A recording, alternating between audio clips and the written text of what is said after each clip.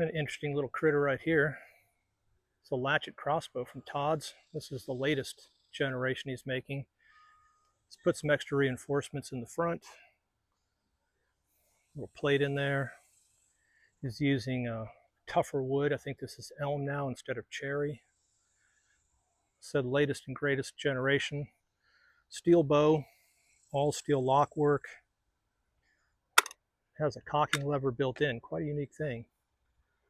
Basically, you run it forward, catches onto the string, pull it back, cock it. It's about 250 pounds.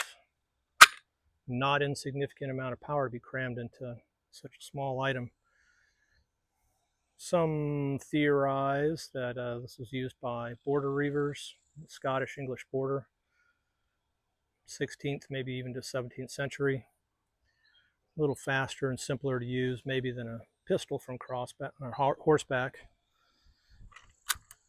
Would have been a fairly significant investment. This is for sale. I think I got the only one in the United States that's probably for sale. Reach out if you're interested. Thanks.